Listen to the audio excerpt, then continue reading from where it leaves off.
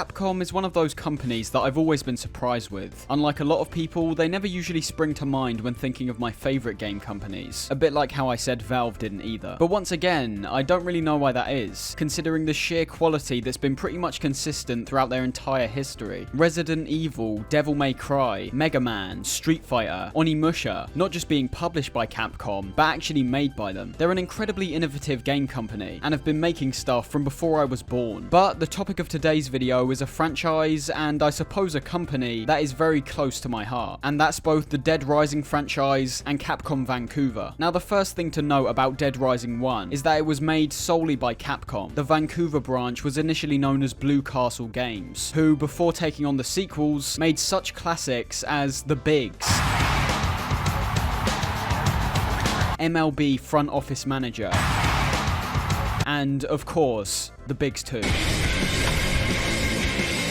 So it's important to recognise that despite Blue Castle perfecting the franchise in my eyes, it was once again spawned from Capcom itself, and more specifically, Keiji Inafune. I bet I got that wrong. Looking at Dead Rising has become even more interesting as the years have gone on, being one of the standout launch titles for the Xbox 360, and I can't deny, that aspect of the game shows itself off from start to finish. We play as Frank West, who looks like a more confused Ben Affleck. The plot set up straight away from this intro set piece. Zombies have taken over a town called Willamette, and you're heading into the mall for some reason. I mean, I understand that's where the game is, but you could have got a better reason than just drop me onto this place where I'll most likely die. But in reality, that kind of sets the scene for the entire game. Does it make sense this character would strand himself here, not even knowing if there's anyone inside apart from zombies? No, but he does it because he's Frank West, a man who runs around like he's constantly shat himself. The bit leading up to this is very boring, just slowly moving along the street snapping pictures of stuff, which in reality doesn't change anything in the grand scheme of things. It sets the scene, I suppose, but it already kind of gets set before and after this. Luckily you can skip it though. So, if it wasn't obvious enough, this game is basically Dawn of the Dead, the video game, all taking place inside a zombie-infested mall. It's not only a pretty ambitious setting to begin with, only having a set number of areas you'll be going to throughout the entire game, but I personally feel everything around this almost set it up to fail, but somehow everything just ended up working. The game essentially boils down to main and side quests like a lot of other games, most of which either involve going to somewhere to talk to someone, helping a survivor, or to take out one of the many psychopaths. But it's everything surrounding these quests which make Dead Rising still stand out all these years later. The general gameplay is incredibly freeing and brings a fresh approach in terms of how you interact with your environment and how you deal with the zombie horde within it. I'd say the biggest USP this game has is the sheer amount of things you can pick up and use to fight back. You aren't given a particular weapon you need to use. You've got several inventory slots where you can pick up and store weapons. This leaves more room for experimentation, as you're not limited to solely what you can carry with your hands. And also, depending on what weapons you have, you might want to save particularly effective ones for boss fights or larger hordes of zombies. It's important to note though, not every item you pick up can be stored, for whatever reason. You can manifest a sledgehammer out of thin air, but doing that with a mannequin is one step too far apparently. Weapons do vary quite drastically in their effectiveness, and you'll quickly come to realise that despite picking up benches and teddy bears to fight back with might be fun for a bit, there's not really any reason to use them after a certain point. An item like the teddy bear takes ages to kill a zombie, and would only really be used to either stun or knock them over, but you might find yourself needing to do that at certain points, as every weapon you pick up has a certain level of durability, and depending on what you're fighting, most things can actually break pretty quickly if used for even just a short period of time. I can understand how this could be annoying for some people, not being able to attach to certain weapons and play a favourable way, but you also have to consider how well the fragility of weapons fits into the overall picture. Weapons running out means there's an unreliability to every encounter. For example, if your chainsaw breaks in the middle of a zombie horde and you've got nothing else to replace it, what are you gonna do? Either adapt to the situation if possible and use the nearest items around you, or just straight up die. I wouldn't say any of these games are particularly difficult, but do require a considerable amount of forethought before just rushing forward. Another thing you'll want to think about is your health, starting off very minimal with only 4 squares, with each time you get grabbed removing one. The last square will oftentimes not get wiped out immediately, giving a nice feeling of just managing to escape out alive. But to regenerate these, you'll need to find health items around the mall. Just like the weapons, these are also varied, both in the visual sense and their functionality. Not every piece of food or drink you find is going to be a lifesaver, with a lot of them only restoring around 1 or 2 squares. But getting your hands on items like milk, or the seemingly godlike orange juice, isn't what I'd call a rare occurrence, but definitely a less common to find. Those restore several squares of health, and you'll typically want to fill at least a couple slots of your inventory with these, just to be safe. Thing is though, as you progress through the game, you'll be given PP, prestige points, sure. There's multiple ways to attain this, ranging from killing zombies to taking photos of things, and once you've got enough, you'll level up. However, unlike most games you see nowadays, there's no actual skill tree. The game decides for you what you're gonna get, whether it be a health, attack, or speed increase. You've got no choice over the matter, which I see as a huge positive, both in terms that it gives a sense of unease or relief depending on what kind of situation you're in, perhaps getting that long-awaited health upgrade after being near death multiple times, but also because it removes the annoyance which is just skill trees in general. I was only trying out Horizon Forbidden West the other day, and the second I saw all these different skill trees with varying improvements to certain elements of the game, it just became so confusing. This streamlined approach fits very well, and oftentimes directly correlates to the intensity of certain situations. If you had the health you have at the end of the game when coming up against the prison convicts for the first time, it wouldn't be anywhere near as intimidating. Although, considering how buggy this game is, it's not like you'll be having a hard time anyway. That's something which my mind instantly goes to when thinking of Dead Rising. There's an almost charming level of jank to this game, and compared to some of Capcom's previous games, just has this sort of bare feeling. Take Leisure Park for example. It's this big patch of land, where even at night time, shadows are being cast by seemingly nowhere. The moon does not count here, and in the daytime, your shadow somehow overlaps another shadow. It is genuinely like looking back to an old relic, with these incredibly low-res flat grass textures, and seeing zombies pop in from the distance. But as I said, it's got charm to it. The bugs aren't so heinously bad they'll ruin your experience, but they're definitely present. As you've probably noticed, we can also switch up our clothing, both in a way to appear downright insane, and also to maybe appear a bit more lavish. Pathetic. This once again is another unique element to Dead Rising. Alternate clothing has obviously been done before, but there's a particular authenticity to how it's presented in this game. Go into a kid shop, you'll end up with a bare midriff and a horse head, but head into a men's apparel shop and you'll get a snazzy little suit. I've always appreciated that element in these games, giving us quite a large amount of customizability, despite playing as one set character. It's on the cusp of being an RPG, but as I said, stays away from the elements which would bog down the experience. The actual zombies in this game I think are excellently implemented, as it's one of the only games where zombies actually feel like zombies. They're really slow for the most part, with their primary way of walking being a shuffle, a slightly faster shuffle, and then later in the game they'll do a light jog. On their own, they're easy to handle, but what makes them intimidating is how many get thrown at you. There's a very clever and subtle progression to these guys. Just compare these clips, one being right at the start, and the other being towards the end. You can see that as the game goes on, more and more zombies fill up every area, not only becoming more dangerous for you to navigate, but also poses big issues for the survivors you'll be taking with you. Their only way of attacking, as you could assume, is to grab, hit, and bite you, which is an element which started to annoy me as the game went on. I think this first game might be the most intimidating, and I suppose you could say realistic.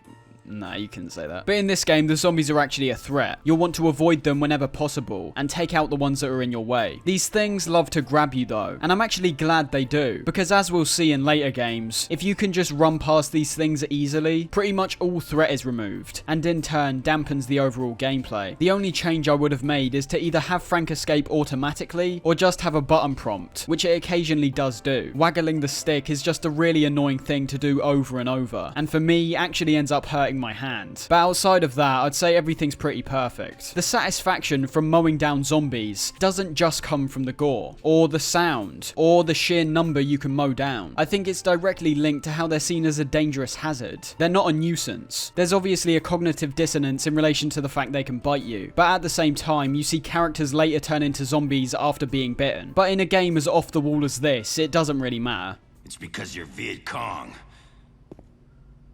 I'm right. Aren't I? Not to mention, when the weird religious type cult gets introduced, things become even more interesting, as well as visually appealing. Outside the psychopaths, the only other enemies you fight are these cultists, and later in the game, special forces. The cultists wear these bright yellow coats and green masks, which I think is some excellent visual design. They also make tons of really strange sounds. turning them, for me, into an even freakier presence than your standard zombies. What makes these guys perhaps even more satisfying to take out though, is how they typically bunch up together, pretty much begging for you to take one large swipe at them with a sledgehammer.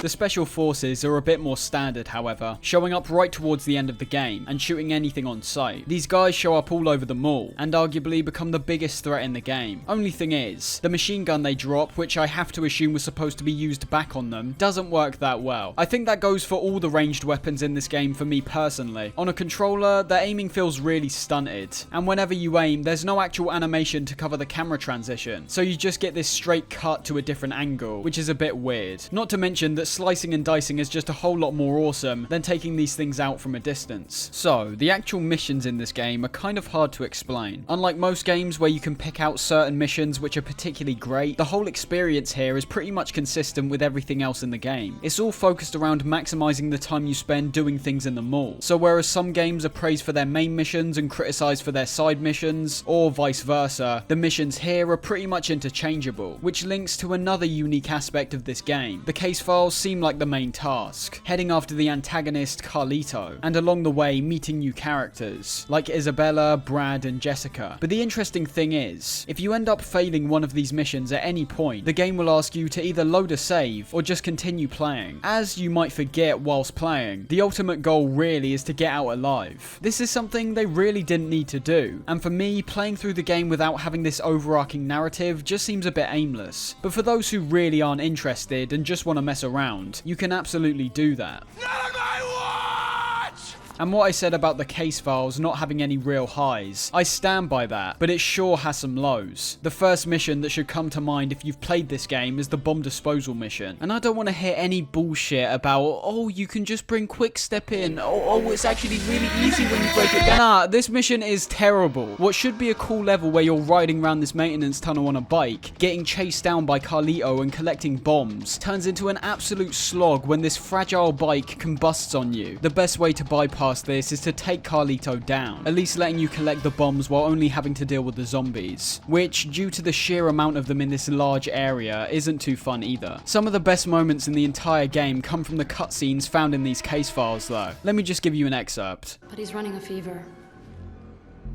He needs medicine. A fever.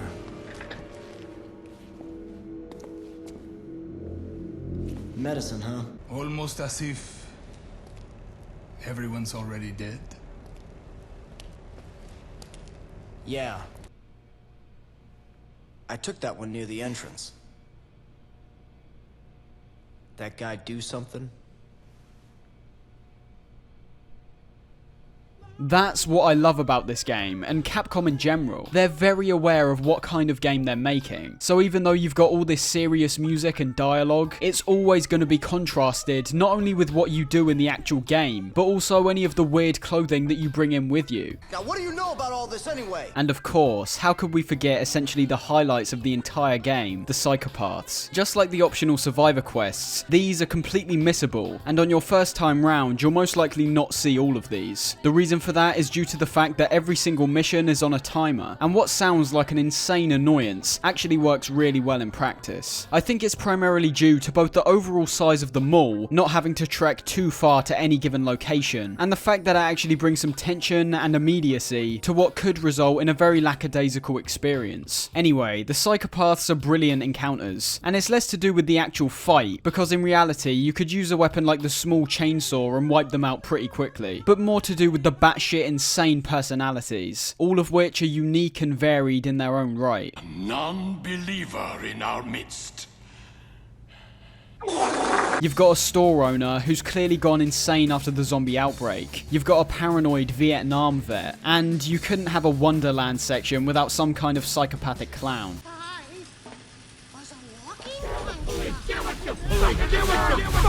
These are all balls to the walls mental, so if you had any doubts in whether they were taking this game 100% seriously, all you need to do is look at these guys. Even though these aren't necessary to complete, they're still worth doing for the experience alone, and also the fact that most of these guys also drop unique weapons, which are typically better than most things you'll find, and also respawn when coming back to the area they were in. But all in all, that about wraps up Dead Rising. It laid the foundation for a zombie killing sandbox with specific influence from George Romero, and something that nobody seems to have mentioned, a very similar tone to the works of David Lynch. Almost every single line of dialogue in this game is delivered in that same stunted fashion as Twin Peaks. There's a helicopter coming. 3 days from now. At noon, it's my ride. Do you know where dreams come from? While not being particularly mind-blowing, the gameplay presented a freedom, with the large amount of items you could pick up and use. And the story overall was pretty standard, but even just having small inclusions like taking your current character's appearance directly into cutscenes, and the nice sense of cheese which permeates throughout, it actually ends up taking us deeper into the experience and these characters' struggles. We then got Dead Rising 2 4 years later. That's right, an entire video game made in the span of 4 years. Kendrick, start taking some notes. He gets a pass, actually. That album's a masterpiece. I come from a generation of dokie dokie.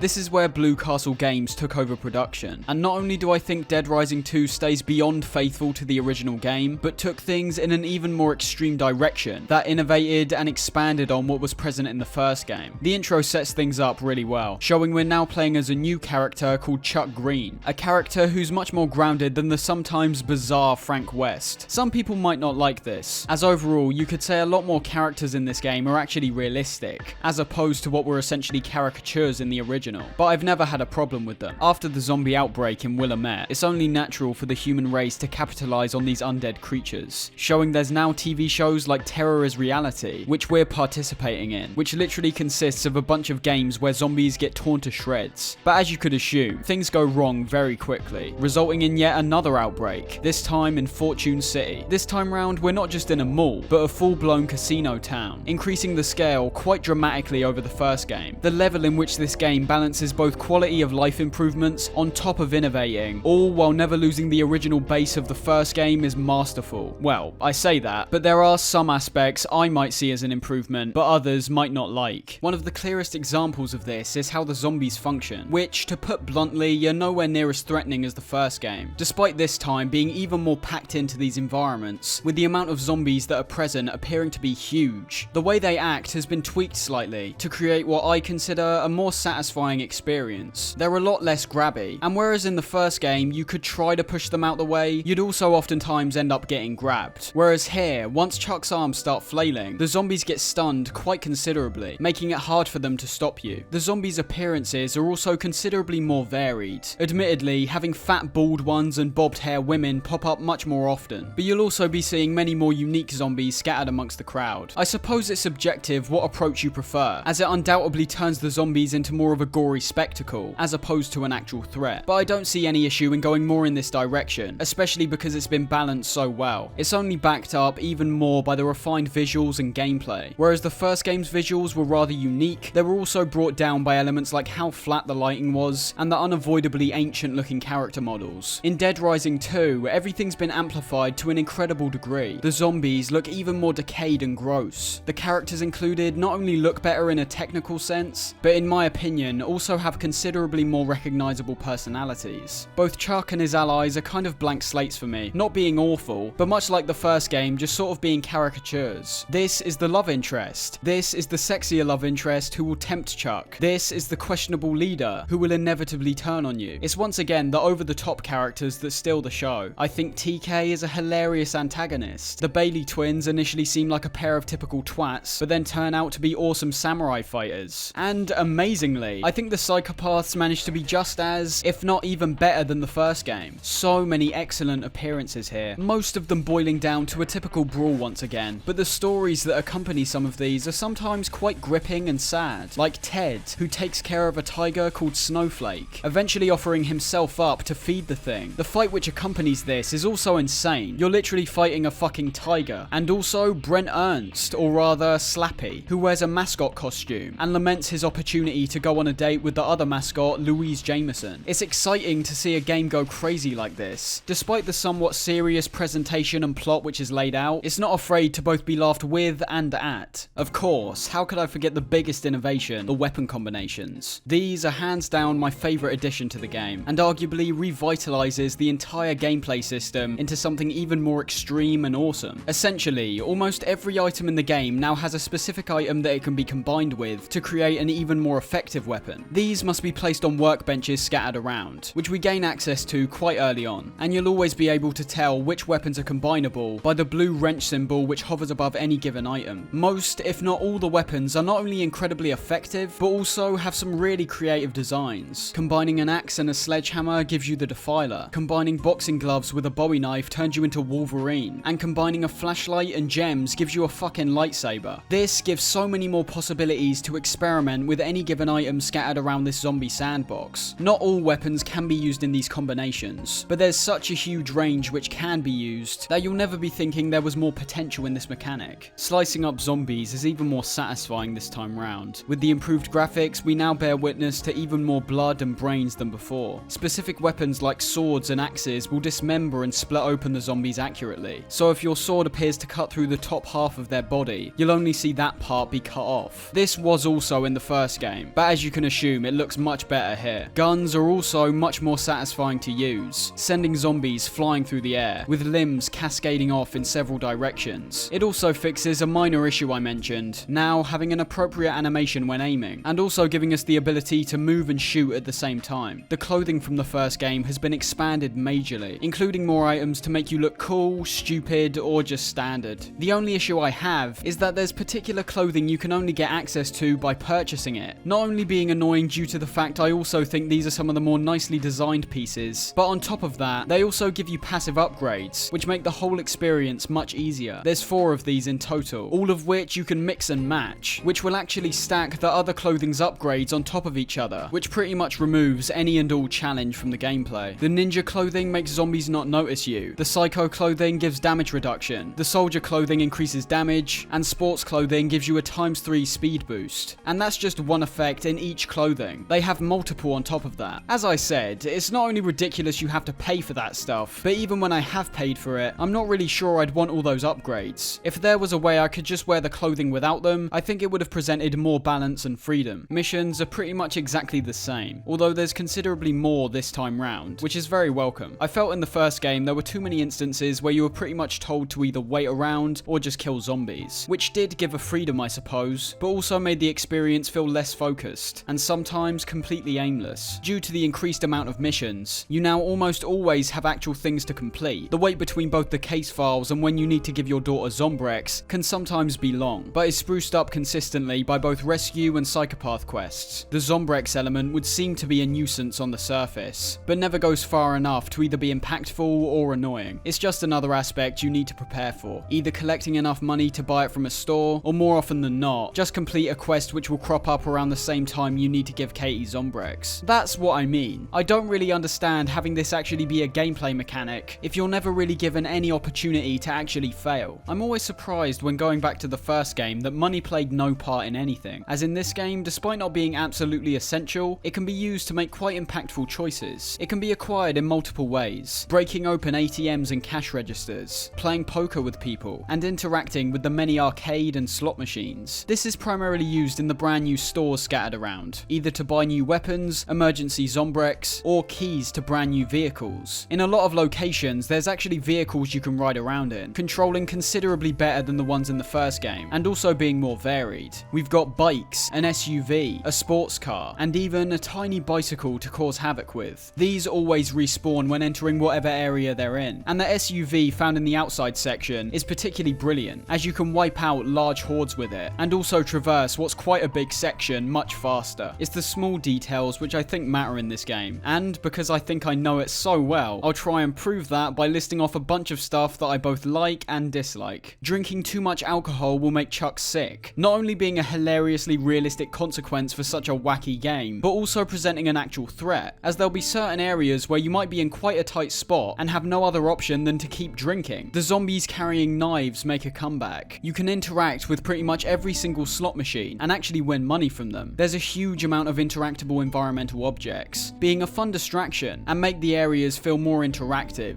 as opposed to static. The survivor AI is much improved, not getting stuck as much in both the environment and the zombies. When you drive vehicles, your characters literally don't move at all, which is both weird and blatantly lazy. Holding down the attack button with most weapons will more often than not give you a stronger attack with an up-close kill animation, making the zombies you take out even more satisfying. Despite the overall upgrade in graphical fidelity, complexity. There's some strange artifacting issues, which do become distracting after a while. I like how you're never told things like how you can bring toys back for Katie. It leaves room for a nice surprise and an actual reward. Fuck it, let's start going real specific now. The smaller icons, which show you both where your mission is and also where the survivors are, have much more clarity, and the arrow this time round is much less misleading than the first game. The random events which take place return from the first game, but arguably change things more drastically. Whereas before we had the cultists who were pretty much just like the zombies, now we get thrust into situations like being sniped all across the strip by psychos. And of course, the infamous Ted and Snowflake encounter. We also had 3 different Dead Rising 2 related games, the first of which being Case Zero, which was basically a tech demo. Then you had the non-canon Off the Record, which replaced Chuck with Frank West, introducing some new areas in the sandbox mode, ultimately going down as the fan favourite of the franchise, tied with the first. And we also had Case West, which was basically an epilogue to the main game, which isn't terrible, but definitely should have actually been part of the base game, and not sold separately. I'd say overall, Dead Rising 2 might be the perfect sequel. It focuses on all the elements that made the first game great, and refined them. I suppose you could say its one pitfall was the story, perhaps not being as gripping or memorable as the first, due to the much grittier tone. But the story in these games I personally see just as a reason for the gameplay. We've already established that just wandering around killing things will eventually be tiresome, but giving you an actual reason to go around killing things, even if it's to progress a story that you don't really care about, at least gives you a greater sense of progression. Now, Dead Rising 3 is an interesting one. It was my first time playing when recording, primarily due to its exclusivity to their Xbox One. But even now that we can buy it on PC, and even though I had fairly low expectations with this one, it met those expectations in a lot of aspects, disappointed me in even more aspects, and surprised me in a few. Let's just start with what I bared witness to right when launching the game. We've now got multiple modes: story mode, nightmare mode, and untold stories. Untold stories is a set of DLCs following some characters you meet in the main game.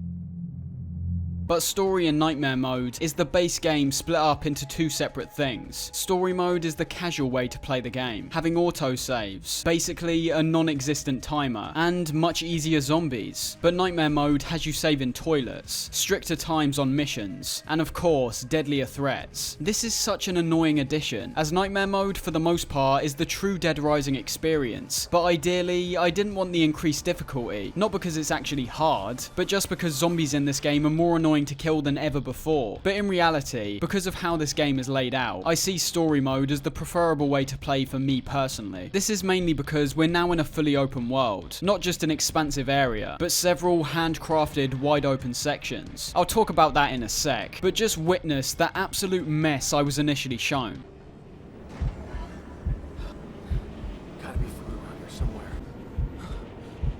It makes a bad impression straight away, solely down to this awful PC port. They've got the frame rate locked to 30 FPS off the bat. No matter what resolution and what frame rate I set the game to, it wouldn't change. So I had to actually go into the game files, create an ini file with a piece of text unlocking the frame rate, and then when going back into the game, I was now met with an inventory that would pop up for a millisecond and some seizure-inducing aim issues. This was down to the fact I have a 144Hz monitor, and the game apparently shits itself when going anywhere over 60 FPS. For a game released in 2014, this port is embarrassing on that front, and I don't blame someone for refunding it straight away. However, when we got all those issues solved, we do genuinely get a game with much improved graphics. But this also comes with a downside, which I'll talk about in a sec. Now, I think the open world was the only natural progression to the series, but it's one that I think they didn't pull off that well. Because the map's much bigger and more open than previous games, I think the areas here are a lot less memorable. Take a screenshot of any area in the past Dead Rising games, and I'm sure most fans will be pretty confident they can tell you what that area is. But take a screenshot from this game and things start to blend together. The open world links to a huge amount of problems I have with this game, so let's just get through them now. Because there's no real base of operations, missions have been completely switched to cater to this. Side missions now have ridiculously large timers, so large that on story mode, you'll only ever miss these if you're purposely not trying to do them. And for the story missions, the time has gone completely, which, I mean, I have no idea why they did this, but there you go. The missions here fall into a much more standard bracket. Main missions often have you going to somewhere, meeting new characters, and maybe have a boss fight or some other set piece. These are all fine, and there's none I really had an issue with. Side missions though, excluding the psychopath encounters, are in my opinion absolutely dreadful. There was a sense of satisfaction to all the side quests in previous games, as despite being pretty bland, and usually just leading someone back to the safe house, you actually felt like you were helping out survivors, all of which you can interact with when they get saved. A lot of these also had quite strange personalities, once again livening up what could be a pretty boring gameplay mechanic. But here, because you're not saving these people, almost every single side quest has now been turned into a fetch quest. Find a handgun, find a grenade, find some food, find some spray cans. You're collecting these things and taking them back, that's it. And what do we get in return? Some PP and typically an ally that will help you out in battle. And by help you out, that usually just means hanging around before they either die or you abandon them. I don't think allies are a bad idea in theory, but they're just useless in comparison to what we can do. Talking of PP, this game was released in 2013, so you can guarantee the lazy open world game design seeps into every corner here. Instead of the convenient and satisfying progression from previous games, we now get a bulky skill tree, complicating the entire process. This really feels like changing stuff for the sake of it, because it brings absolutely no depth. You get 1 attribute point to spend between levels 1 to 15, 2 points between levels 15 to 30, and 3 for any level above 30. I think I leveled up my health about twice, because I was more focused on dealing damage and filling my pockets with weapons. I dumped tons in the combo categories so I could experiment around more, and I'll be honest, I wanted to put most in the inventory slots. For some reason, they thought it was necessary to change the quick, albeit somewhat clunky inventory system the previous games had, into this scrolling wheel thing. It would be fine, but we start off with 4 slots, which is ridiculous. It feels so restrictive to have this little inventory space, as well as having the inventory skill tree be one of the hardest to level up, especially in a game with this many combo weapons. Early on, I couldn't go 5 minutes without having to do this annoying process of dropping a couple weapons so I could pick up 2 other things to combine, and then taking back my other stuff, which, because of the annoying pickup system, usually meant picking up about 100 items around the weapon I actually want to pick up. And the actual process of combo weapons in this game has been severely dampened as well. Because our character's a repairman, we can now create any combo weapon on the fly, which sounds good initially, but in practice, I've got to say it removed near to all the excitement around these things. The feeling of finally finding that chainsaw while carrying around a useless paddle for ages, only to create this Goliath of a weapon, was so satisfying. But in this game, it's much quicker and more efficient, but also much more lame. The music is just this tiny loop that sounds like it's trying to be exciting, but just fails. You're told exactly what you're creating when combining the weapons, completely removing the anticipation that was clearly supposed to be present in Dead Rising 2.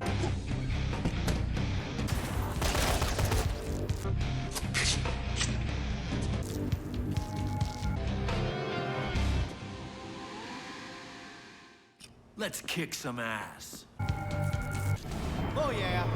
And worst of all for me, the combos aren't even accurate anymore, which once again I presume is due to the open world, and how you can't really assume a particular weapon will be scattered around any area. The range of stuff you can create in this game is downright incredible, with the combo vehicles being easily one of the coolest additions. But this comes at the consequence of having every weapon now blend into each other. So if you want to make knife gloves, you don't solely need the Bowie knife and boxing gloves like before. You can now literally combine any knife and glove together and you'll get it. Same goes for ranged weapons. You can combine a knife and a handgun and you'll get a sawed-off shotgun with a machete on it. I know these games are goofy. Well, we'll get onto that in a sec. But it literally makes no sense, and also completely removes any importance from these items. This just leads on to several other points which drag this experience down. Because there's so many variations of weapons, it's hard to become attached to particular ones like in previous games. Not to mention that some of their functionalities now start to cross over. Instead of being able to make whatever you want as long as you have the right stuff, you now need the right blueprints which are scattered literally all over the entire map, and also have the right combo categories leveled up in the skill tree. And what may be a positive for some people, but for me just looks like a convenience for the open design. Whenever you go into one of the many safe houses around the map, you've got a weapons locker, letting you access every single weapon that you've either picked up, created, or bought as DLC. Luckily, the only edition you can buy on PC now is the full edition. But still, I don't think these much superior weapons weapons should have ever been locked away behind a paywall. It just feels lazy, to say the least. If you're worried about running low on ammo, or being unable to find good weapons, just go to a safe house and get a ton of stuff you've had in the past. The atmosphere and tone of this game is so off, I can't even describe it. If any of you remember the Dead Island 2 trailer, and some of the leaked gameplay which came out, I think that is the exact direction they should have gone in. But instead, they remove almost every trace of charm and personality from the previous games, and replace it with the most grey and boring atmosphere I've experienced in a game for a while. No more colourful wonderlands and neon lights, but dark and lifeless streets and shops. The music was such a key element in the previous games. It's not only one of my favourite game soundtracks, being the ultimate Muzak experience, but it fit the environment so well, and had this constant hilarious juxtaposition between fighting these blood-hungry zombies and mentally insane civilians. Now we get near to nothing, just these really slow, droney tracks in the back, some of which aren't terrible, but nothing great either. Some of the music in the cutscenes and boss fights I was quite surprised with, going more in the direction of an 80s Uncut Gems type vibe.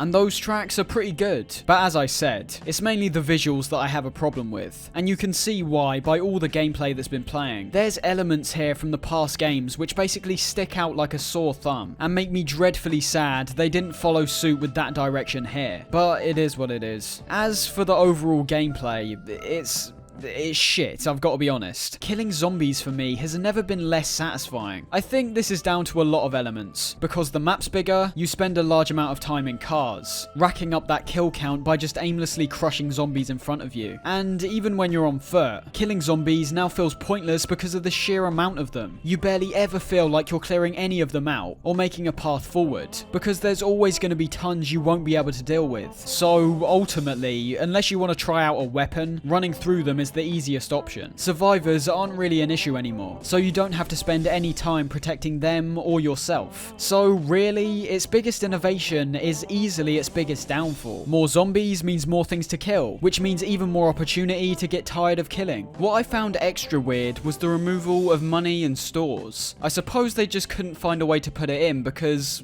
well, I don't really know why. The point of money in Dead Rising 2 was to either buy things to save you time or to play poker games, both of which aren't in this game for some reason. I don't think they understood how many people spent their time just betting over and over until they got that one big jackpot. And even the poker, why would you remove that? It's just a fun little pastime that I'm sure a lot of people would have gotten enjoyment out of. It's like if Red Dead 2 got rid of Five Finger Fillet. It just doesn't make any sense. The story and characters here as well are much weaker, but debatably as the game goes on, becomes the game's biggest asset. Nick will never be as memorable as Frank or Chuck, but he's not too bad. Instead of being an absolute beast like the previous two, he's more out of his depth, which for some people could make them relate to him more. The characters we interact with are basically at the same level of memorability, but strangely there's some here that I really liked, mainly because of their performances. Characters like Gary and Rhonda are genuinely quite good, and Gary in particular has quite a compelling performance. People's lives are at stake.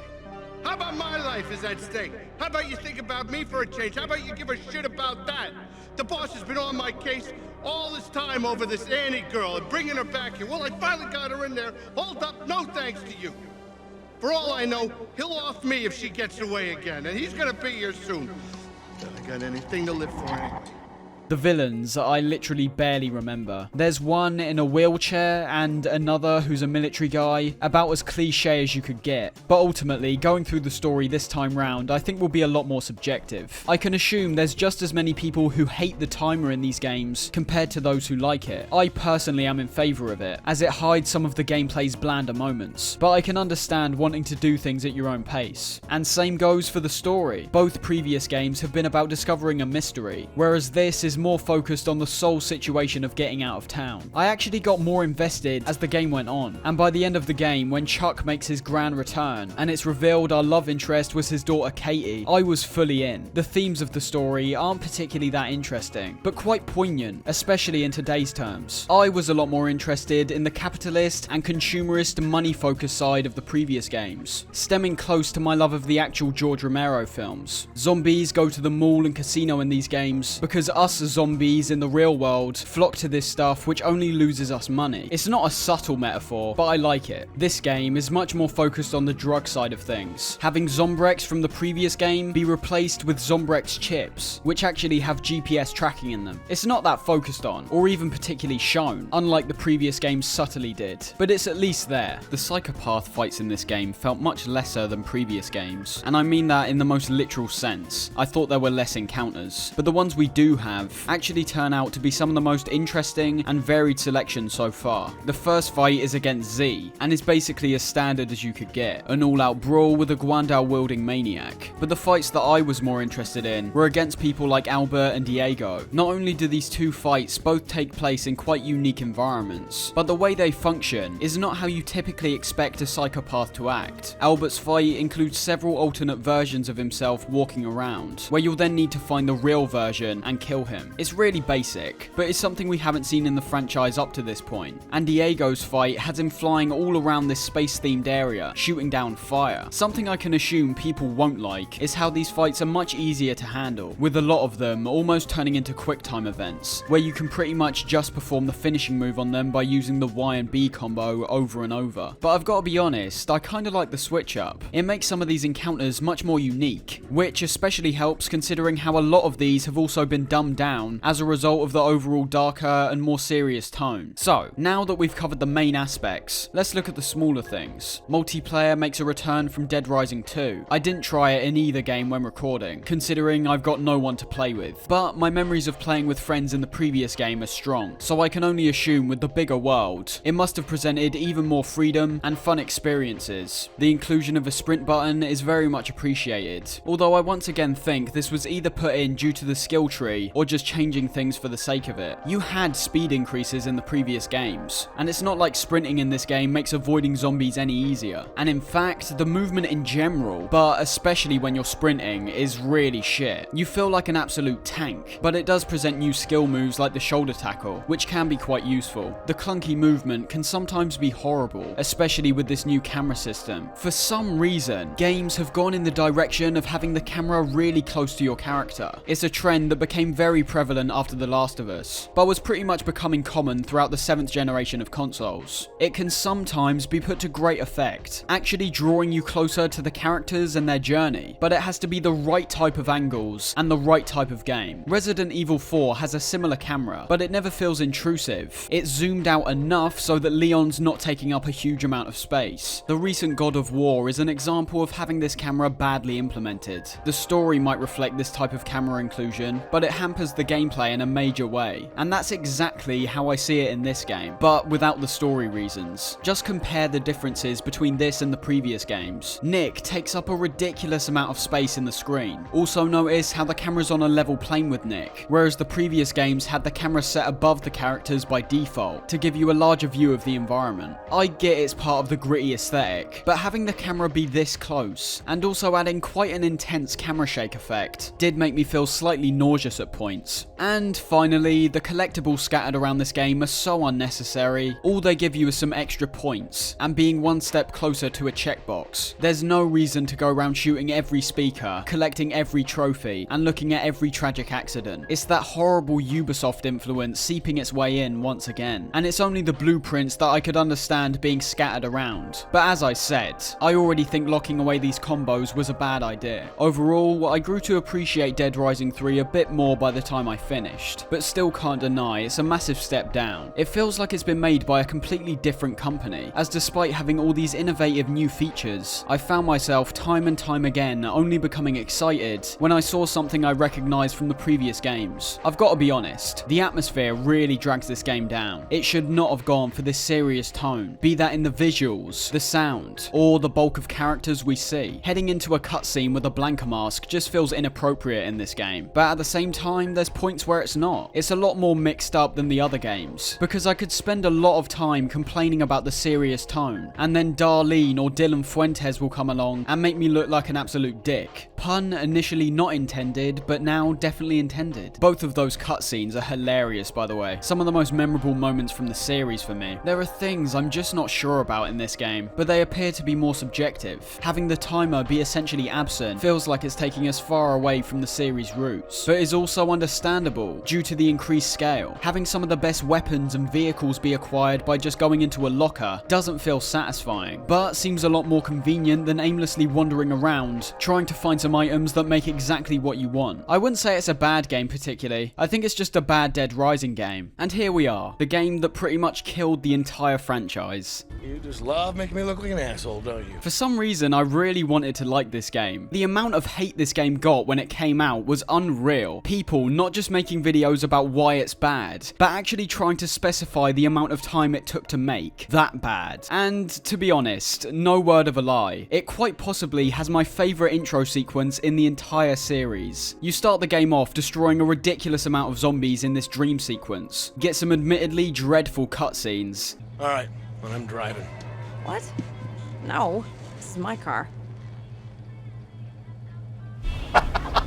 And then after the initial break into this compound, we get a really nice animated sequence. But after that, everything falls down. And I mean, I'm giving this game a large pass considering things were falling down within the first 30 minutes. God, where do I start? Well, let's just start by saying this isn't a Dead Rising game. It's got some outfits, some characters, and some weapons you might know from the past games, but they've been completely transformed into something incredibly boring. We're back playing as Frank West, a decision which clearly came from the developers' heavy emphasis on going back to the series' roots. It is the 10th year anniversary of our game, and we wanted to go back to our roots.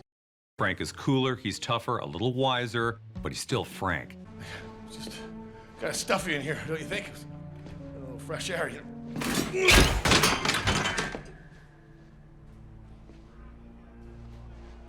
I really thought that would work.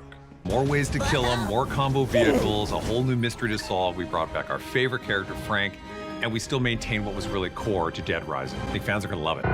But this time, he's not only voiced by a different person, but acts nothing like he did in any of these games. And they're aware of it. They actively paint him out to be an absolute prank in this game, which, from my understanding, was never really the intention of his character. Every other character we meet throughout our journey is the most carbon copy, boring group I've ever seen. I can't even remember the amount of times I said, "Who's that?" when talking to someone we supposedly know. The story is particularly uninteresting. It's got none of the intrigue or charm that elevated the previous games. This time we've got boring characters shooting one-liners back and forth at each other, villains who are set up so poorly that you see them about once before actually killing them, and an overall narrative that's just aimless. You start off the game thinking it's revolved around revealing a conspiracy, which is unoriginal anyway considering the first game, which then evolves into a plot where you're taking down the head of this faction called Obscurus, and then by the end you're focused on fighting an exo-zombie. It's terrible. The tone is completely off the entire game. There's no clever balance between being serious and comical anymore. It's just gone the direction of a Marvel movie. Oh shit. The gameplay this time round, I've got to be honest, is horrendous. That initial intro wasn't some kind of power trip akin to games like God of War 2. That's honestly how everything plays. Zombies are quite literally not a threat anymore. You can wipe tons out with a single swing of pretty much anything. Their bones are basically paper. The issues I had with combo weapons are still present here, and are only amplified even further due to how this game's balanced. I'm playing on normal difficulty, which is a difficulty setting I've always assumed most people play on, and is ideally the most balanced experience in any game. Normal does also mean conventional after all. The issue of difficulty is big in this game, as not only does it mean I'm hardly paying attention to what I'm doing, just mindlessly pressing the square button to wipe out hordes of zombies, but in my playthrough, it basically removed the need for combo weapons entirely. It doesn't make much sense that Frank can make these combo weapons in the first place, which is something even both of the previous games gave context for. Chuck being a bike enthusiast, and Nick being a straight-up engineer. But ultimately, it felt like the series was regressing. I didn't feel that overwhelming sense of variety like in Dead Rising 3, because I simply didn't need to find any blueprints or craft particular weapons, as almost everything will kill things efficiently. Same goes for the vehicles. You'll have a hard time breaking any of these. They even take zombies out fairly effectively without slowing you down. The game not only feels like it doesn't incentivize incentivize the same creativity from previous games, but I'm almost 100% sure there's even less weapons to create than previous games. I have no idea how that happened. More ways to kill them, more ways to kill them, more ways to kill them. Streamlining, I guess? But come on, just let people make what they want. Not to mention, the weapon system has been redone from the ground up. Not only convoluting a process that's already become quite confusing over the past 2 games, but just messing it up, man. Melee, ranged, and throwable weapons are now all confined to their own separate sections, which can be switched by either tapping left, up, or right on the D-pad, or holding them down to get a similar menu to Dead Rising 3. This gives you a huge advantage immediately, because from the start of the game we now have access to a total of 12 weapon slots, all of which can now be expanded separately, meaning that you could eventually have 24 slots. And, as you might have noticed, healing has been streamlined too, in the worst way imaginable. Healing items can still be found extremely frequently, but they now get sent to the bottom left of the screen, underneath your health bar, which, as you can notice, isn't the life cubes anymore, making the experience even easier in my opinion. From the start, you can now store 3 healing items, which are completely exempt from any of the other weapon slots. Clearly, this removes a huge amount of strategy that was present in the previous games. You no longer have to consider if you want to be precautious and take more healing with you, or stack up on more weapons. With the removal of magazines as well, being turned into permanent upgrades with the training manuals, everything has been separated so you never have to think about what you're actually picking up.